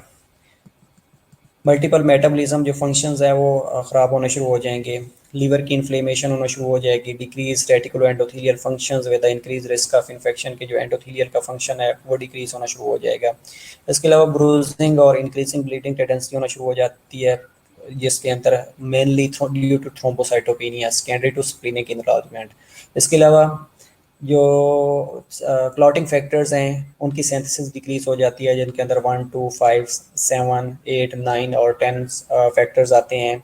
इसके अलावा अगर हम Altered metabolism of sex hormone या की बात करें तो उसमें पाल्मोनियाज हो सकती हैं, कुटेनियस स्पाइडर टेलिएंजिया टेसेस हो सकती है, इरेगुलर मेंसेस हो सकते हैं, कैनिकोमस्टिया हो सकता है, फीमेल बॉडी हेयर डिस्ट्रीब्यूशन हो सकती है, और टेस्टिकुलर एट्रोफी हो सकती है। इसके अलावा अगर हम बात करें हेपेटिक इंसेफलोपैथी साइन और सिम्टम में तो इसको फिजियोलॉजिकल मैकेनिज्म में ये होगा कि अब नॉर्मल प्रोटीन मेटाबॉलिज्म होना शुरू हो जाएगी। फिटर हेपेटिकस होगा तो ये डिक्रीज टॉक्सिफिकेशन होना शुरू हो जाएगी। प्योराइटस होएगा तो सर्जिकल इफेक्ट क्या पड़ेगा कि डिक्रीज बाइल साल्ट एक्सक्रीशन होना शुरू हो जाएगी। प्यूराइटस साइनोसिस जॉन्डिस, तो इसमें सब के अंदर बाइलरी ऑब्स्ट्रक्शन हो रही होती है, बिलीरुबिन सिंथेसिस डिक्रीज हो चुकी होती है और जो बिलीरुबिन की एक्सक्रीशन है वो डिक्रीज हो चुकी होती है। हाइपरडायनामिक सेक्रीशंस या wide pulse pressure, tachycardia, ascites या पेरिफेरल एडीमा के अंदर मेनली जनरलाइज वेजोडाइलेशन होती है, जिसके अंदर मेनली इन्फ्लेमेटरी मीडिएटर्स रिलीज हो रहे होते हैं। Instead of that portal hypertension होती है, सोडियम और वाटर की टेंशन होना शुरू हो जाती है। इसके अलावा लो सीरम एल्ब्यूमिन होना शुरू हो जाता है, secondary to decrease hepatic synthesis के वो जो प्रोटीन लीवर से सिंथेसिस हो रही होती है वो सिंथेसिस कम होना शुरू हो जाती है। और स्प्लीनोमेगैली होगी तो ये मेनली पोर्टल हाइपरटेंशन की वजह से हो रहा होता है। ओके, हेपेटोमेगैली की अगर हम बात करें तो सिरोसिस लीवर में भी इस्तेमाल होना शुरू हो जाता है। हेपेटाइटिस मेनली काज एक हो सकती है कि जब लीवर के अंदर इन्फ्लेमेशन हो रही होती है या लीवर की इन्लार्जमेंट हो रही होती है तो उसके पीछे हेपेटाइटिस हो सकता है, वेस्कुलर कंजेशंस हो सकती हैं, बाइल डक्ट ऑब्स्ट्रक्शन हो सकती है, इन्फेक्शंस हो सकते हैं। इसके अलावा बिनाइन इन्फिल्ट्रेटिव डिजीज़ हो सकती है, लाइक फैटी लीवर हो सकती हैं, माइलोडियोसिस हो सकती है, हीमोक्रोमोस्टोसिस हो सकती है, certain other like metastatic conditions हो सकती हैं, लेफोमास हो सकती हैं। तो ये सारी चीज़ें हैं जो कि हेपेटोमेगैली को लीड कर रही होती हैं। इसके अलावा ओराइसिस की अगर हम बात करें तो इससे फेगियल हो सकती हैं, गैस्ट्रिक हो सकती हैं, रेक्टल हो सकती हैं, एक्टोपिक हो सकते हैं या abdominal वेस्कुलर पैटर्न हो सकते हैं, लाइक कैपिट मेडुस हो सकता है, एम्बोलिकल पोर्ट हो सकते हैं, ओस्टियोमलेशिया हो सकता है, हैपोकैल्सीमिया हो सकता है, नाइट ब्लाइंडनेस हो सकती है और इसके अलावा कोगुलोपैथी हो सकती है। तो ये सारी चीज़ें portal hypertension with collateral blood flow around the hepatic blockage और फैट जो सालुबल विटामिन्स होते हैं उनकी माल अब्जॉर्प्शन होना शुरू हो जाती है। या दूसरी condition loss of fat soluble vitamins, जिसके अंदर ए डी और के आते हैं। विटामिन के की अब्जॉर्प्शन डिक्रीज हो जाती है, लॉस हो जाती है। उसके साथ जो को फैक्टर्स फॉर 1, 2, 7, 8, 9 और 10 हैं उनकी डिक्रीज होने के चांसेस हो रहे होते हैं।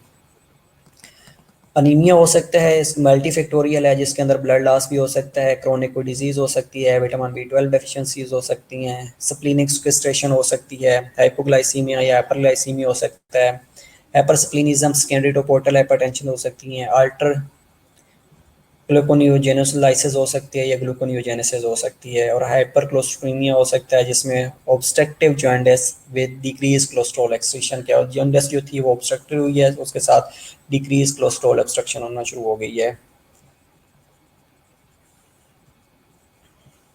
ओके, इसके अलावा अगर हम जॉन्डिस की बात करें जो कि हमने पहले डिस्कस किया है तो मेनली इसकी टियोलॉजी क्या कि characteristic sign of liver disease हो सकता है कि हमें पता चल रहा होता है कि लीवर के अंदर कोई प्रॉब्लम है इसलिए जॉन्डिस राइज हो रही है। इसके अलावा green yellow staining of tissue by the bilirubin होती है, results from impaired bilirubin metabolism, और बिलीरुबिन जब मेटाबॉलिज्म इम्पेयर्ड होएगा तो उसके रिजल्ट में जो बिलीरुबिन है वो एलिमिनेट नहीं होएगी। बिलीरुबिन जब एलिमिनेट नहीं होएगी तो ये ब्लड के अंदर अकमुलेट होना शुरू हो जाती है और आई स्किन्स के ऊपर ये अपेयर होना शुरू हो जाएगी। पैथोजेनेसिस इसकी क्या होती है कि जैसे ही आरबीसीज की डैमेज होती है वो O2 carrying basically O2 carry कर रहे होते हैं RBC in the form of haemoglobin. HB molecules जो कि RBCs taken up by the reticulo endothelial system, जैसे ही ये रेटिकुलो एंडोथेलियल सिस्टम के अंदर आरबीसीज जाएगा तो इसकी ब्रेकडाउन होगी। ब्रेकडाउन होने के रिजल्ट में जो हीम ऑक्सीनेस होता है ये सेपरेट हो जाता है from the haem from the globin. Opening of haem ring to release central ferrous atom release करता है। उसके बाद ये बिलीवर्डन एक इंजाइम होता है जो कि बिलीरुबिन रिडक्टेज में बिलीरुबिन में कन्वर्ट कर देता है, और ये जो फैट सॉल्युबल बिलीरुबिन होती है that will be converted into water soluble bilirubin, और वाटर सॉल्युबल बिलीरुबिन जो है ये एलिमिनेट हो रही होती है इन द फॉर्म ऑफ स्टिरकोबिलिन। स्टिरकोबिलिन जो है ये फीसेस में जा रही होती है, यूरोबिलिनोजेन ये स्टूल के में सॉरी जो यूरोबिलिनोजेन है ये यूरन में जा रही होती है, और जो स्टिरकोबिलिन है ये फीसेस में एक्सक्रीट आउट हो रही होती है। बिलीरुबिन अनकंजुगेटेड होती है, released into the plasma and transported to livers, वहाँ पे लिपिड सॉल्युबल होती है, can be displaced from the albumin by the fatty acids and certain organic anions, जिसमें सल्फोमाइड्स आते हैं, सिलिसिलेट्स आते हैं, और kernicterus free unconjugated bilirubin diffused into neonates brains leading to encephalopathy. और कनेक्टेरिस बच्चों के अंदर जो जॉइंटिस हो रही होती है उसमें ये होता है कि ये जो फैट सालुबल है ये एकमुलेट हो जाती है, कन्वर्ट ही नहीं होती वाटर सालुबल में, और वाटर सालुबल में जब कन्वर्ट नहीं होती तो ये बॉडी से एलिमिनेट नहीं होती और बच्चों के अंदर इंसेफ्लोपैथी या कनेक्टेरिस काज कर रही होती है।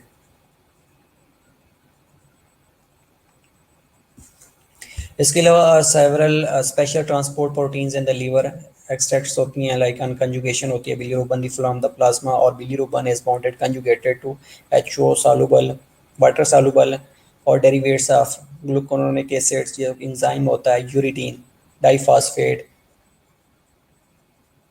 और ये ग्लाइकोरोनोसिल ट्रांसफेरेजेस होता है, ये वाटर प्रोड्यूस करता है बिलीरुबिन को मोनोग्लाइकोरोनोइड्स में, और ये डाइग्लूकोनोइड्स में कन्वर्ट होकर एक्सक्रीट हो जाता है इनटू द बाइल डक्ट।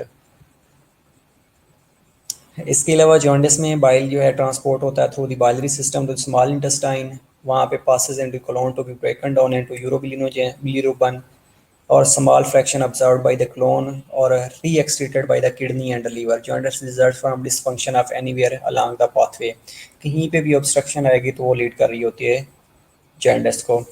और at the end biliary system में ट्रांसपोर्ट होने के बाद स्मॉल इंटेस्टाइन में कुछ कलोन में अब्जॉर्ब हो जाती है, बाकी यूरोबिलिरुबिन की फॉर्म में ये निकल जाती है कलोन से। ये एक पाथवे दिखाया गया है, पाथवे में शो किया गया है कि किस तरह ये एलिमिनेट हो रही होती है।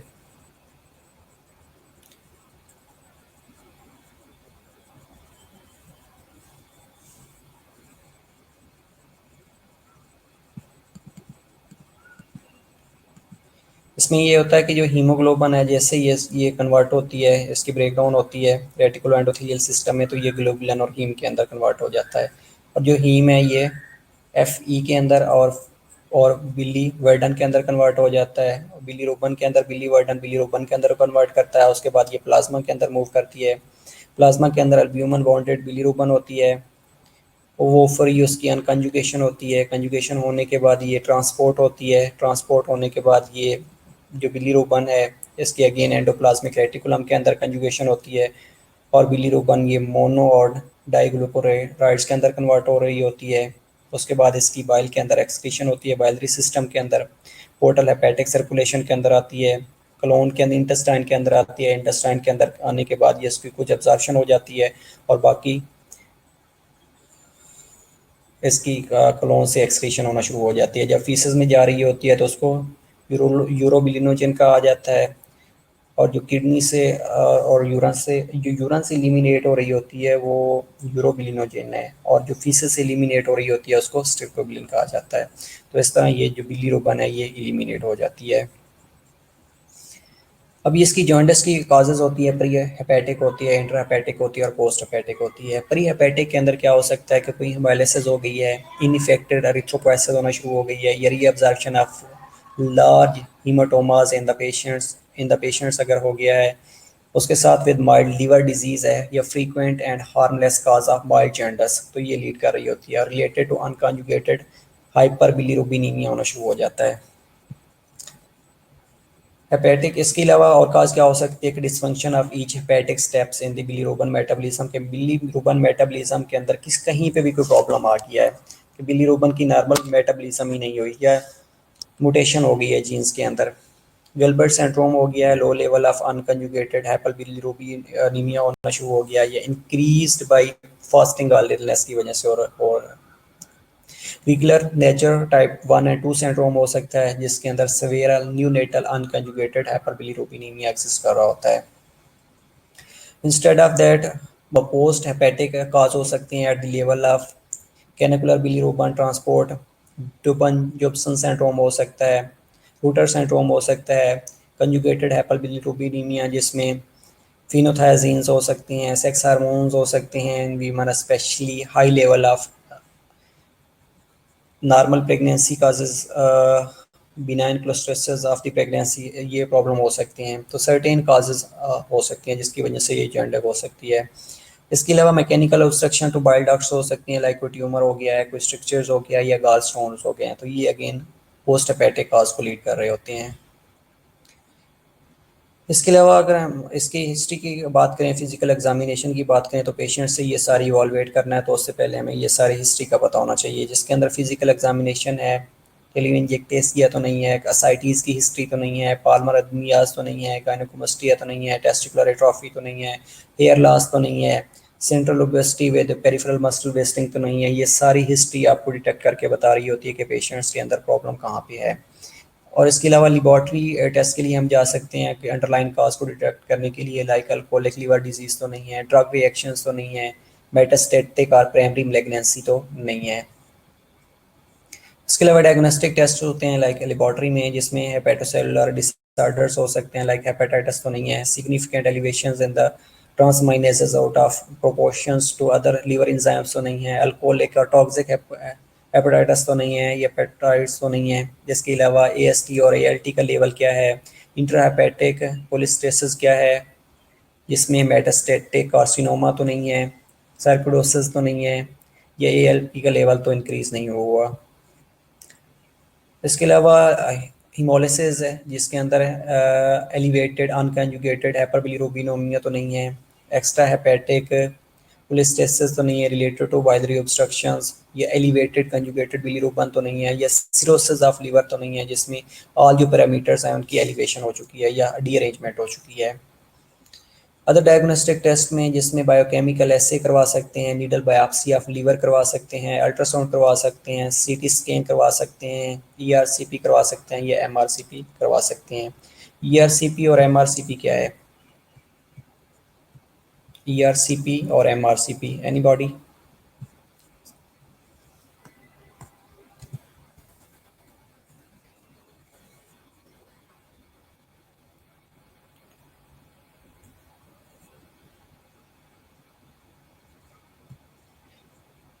Endoscopic retrograde cholangio पेंक्रियाटोग्राफी।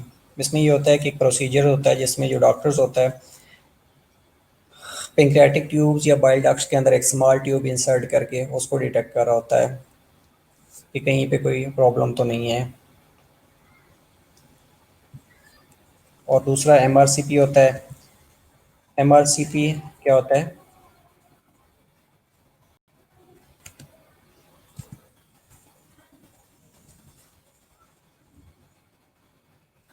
Magnetic resonance cholangiopancreatography. इसमें ये होता है कि मैग्नेटिक फील्ड में जो वेव्स होती हैं वो थ्रू जिस तरह स्कैन हो रहा होता है, ये सीटी स्कैन होता है, ये बेसिकली सीटी स्कैन की एक टाइप हो, जिसके अंदर जो लीवर होता है, गॉल ब्लैडर होता है, बाइल डक्ट्स होती हैं, पेंक्रियाज होती हैं और पेंक्रियाटिक डक्ट्स होती हैं। इनको असेस किया जाता है कि कहीं पे कोई मिलेग्नेंसी तो नहीं है, कहीं पे कोई प्रॉब्लम तो नहीं है। मैग्नेटिक रेजोनेंस कोलिंजियो पेंक्रियाटोग्राफी, जिसके अंदर liver, gall bladder, bile duct, pancreas और पेंक्रियाटिक डक्ट्स की अगर कोई भी डिजीज़ होती है तो उसको डिटेक्ट किया जा रहा होता है।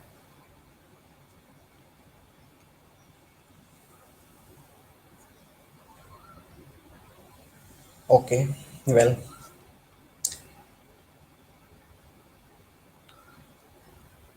ओके, एब्रीवेशन मेंशन हो जाएंगे बेटा, नथिंग टू वरी। ठीक है, पोर्टल हाइपरटेंशन की टियोलॉजी क्या हो सकती है कि sluggish blood flow resulting in increase pressure in the portal circulation, के पोर्टल सर्कुलेशन में अगर ब्लड फ्लो इंक्रीज हो गया है और साथ में congested venous drainage of much of the GIT tract की अगर कंजेशन हो गई है, इसके रिजल्ट में मेनली क्या होगा कि जो बाइल्स था वो लीवर से सेक्रेट होने के बाद जीआईटी के अंदर नहीं आएगा। Test, okay, specialised, definitely specialised MRI होता है। और ये magnetic resonance cholangiopancreatography, MRCP stands for, जिसके अंदर liver, bile duct, gall bladder, pancreas और पेंक्रियाटिक डक्ट की कोई भी डिजीज़ होती है तो उसको इवॉल्वेट किया जा रहा होता है। बेसिकली इसके अंदर आयोनाइजिंग रेडिएशन यूज़ की जा रही होती हैं। ओके, सिम्टम्स में अगर देखा जाए तो एनोरेक्सिया होता है। इसके अलावा वेरिकोज, वाइसेस हो सकते हैं, एसोफिगल हो सकते हैं, गैस्ट्रिक हो सकते हैं, हेमराइडल हो सकते हैं, और वो रैप्चर कर जाएंगे तो अल्टीमेटली अनकंट्रोल ब्लीडिंग होना शुरू हो जाती है, और साथ में असाइटिस हो सकती है। ये पोर्टल हाइपरटेंशन। अगर पोर्टल हाइपरटेंशन की हम बात करें तो ये एक डायग्राम से आपको इजीली अंडरस्टैंडिंग हो जाएगी कि पोर्टल हाइपरटेंशन बेसिकली हो कैसे रही होती है।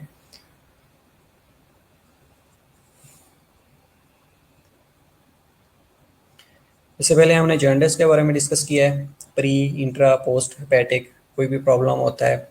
प्री में ये होता है कि लीवर से अगर पहले पहले अगर प्रॉब्लम हो गया है, इंट्रा लीवर के अंदर प्रॉब्लम हो गया और पोस्ट लीवर के बाहर अगर कोई प्रॉब्लम हो गया है तो उसको कहा जाता है। अब पोर्टल हाइपरटेंशन के अंदर क्या होता है कि इंक्रीज पोर्टल वेस्कुलर रेजिस्टेंस होना शुरू हो जाती है, that will lead to increase portal pressure. जैसे पोर्टल प्रेशर बढ़ेगा तो उसके रिजल्ट में पोर्टल हाइपरटेंशन होगी, और ये क्या करेगा कि reduce portal blood flow to liver, liver की तरफ जो ब्लड फ्लो था वो रिड्यूस होना शुरू हो जाएगा। जैसे लीवर की तरफ ब्लड फ्लो रिड्यूस होएगा तो कोलेटरल सर्कुलेशंस डेवलपमेंट होना शुरू हो जाएगी, जिसको वाइसिस कहा जाता है। और जैसे ये इंक्रीज उसके रिजल्ट में सर्टेन सर्कुलेटरिंग वेजोडाइलेटर्स इंक्रीज हो जाते हैं। इसमें क्या होता है कि ये वेजो कंस्ट्रिक्शन सेंसिटिविटी को रिड्यूस कर देते हैं, ग्लूकोगॉन सिक्रीशन नहीं होती, एडिनोसिन की और प्रॉपर प्रोडक्शन नहीं होती, प्रोडक्शन ना होने के रिजल्ट में ये पेरिफेरल वेजोडाइलेशन और सप्लीनिक वेजोडाइलेशन काज करवा देती है। अब जैसे ये दोनों पेरिफेरल वेजोडाइलेशन होएगी या स्प्लीनिक वेजोडाइलेशन होएगी तो that will lead to hyperdynamic circulations या मेंटेनेंस ऑफ पोर्टल हाइपरटेंशन को ये लीड कर रही होती है। ओके, तो इसके अलावा गैस्ट्रो इसोफेगल वाइसेस हैं, ये इंशाल्लाह हम नेक्स्ट लेक्चर्स में कंटिन्यू कर लेंगे। अभी तक हमने क्या रिव्यू करना है? क्वेश्चंस हैं तो कोई पूछ सकते हैं कि हमने क्या क्या डिस्कस करना है।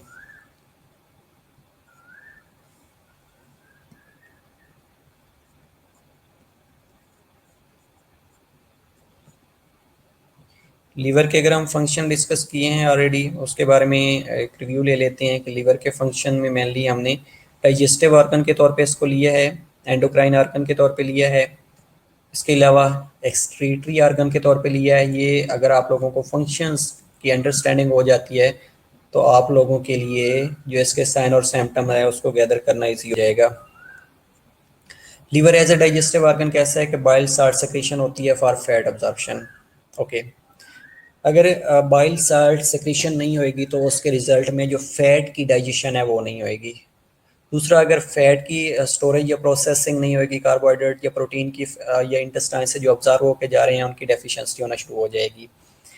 विटामिन की अगर अब्जॉर्प्शन नहीं होगी या विटामिन की प्रोसेसिंग नहीं होगी, स्टोरेज नहीं होगी, तो अल्टीमेटली या मिनरल्स की तो अनीमियाज को लीड कर रहे होता है। विटामिन डेफिशिएंसीज अनीमियाज होना शुरू हो जाती हैं।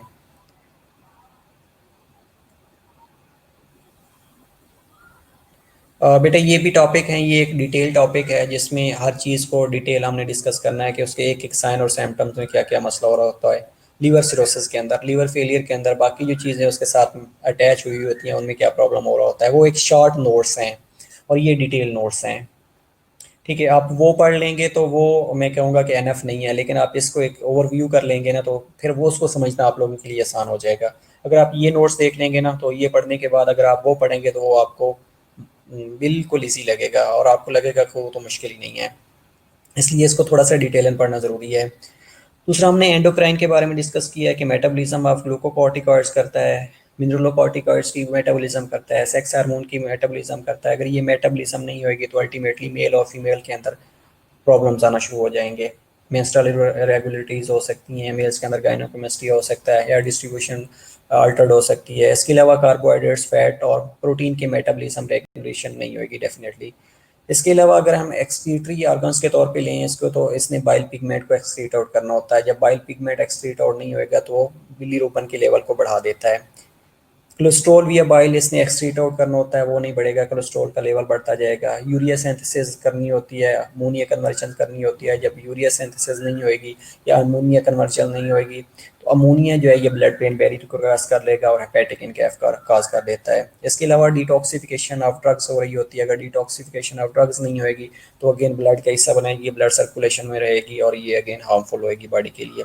इसके अलावा हीमाटोलॉजिकल ऑर्गन कैसे है कि इसने ब्लड को स्टोर करना होता है। 500 से लेके 1 लीटर तक ये ब्लड को स्टोर करता है और in case of hypovolaemic shock ये ब्लड को डोनेट कर देता है। इसके अलावा ब्लड से इसने बिलीरुबिन को रिमूव करना होता है। अगर बिलीरुबिन नहीं रिमूव होएगी तो बिलीरुबिन का लेवल इंक्रीज होएगा जो कि जॉन्डिस काज कर देगा, और जॉन्डिस हमने रिसेंटली कर पढ़ा है कि इसमें क्या क्या हो सकता है।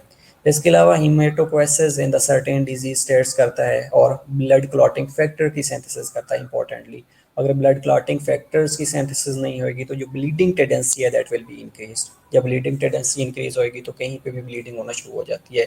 इसलिए जो वेरिकोज वेन्स होती हैं या वराइसेस होती हैं वहाँ पे, चाहे वो इसोफिगियल हैं, इंटेस्टिनल हैं, स्टमक के अंदर हैं, तो वहाँ से ब्लीडिंग होना शुरू हो जाती है और वो पेशेंट्स को अनीमिक भी कर देती हैं। ओके, तो so it's enough for you today. तो नेक्स्ट हम इंशाल्लाह इसी लेक्चर को कंटिन्यू कर लेंगे। Okay, see you, bye bye. अगर कोई क्वेरी है तो यू कैन आस्क मी।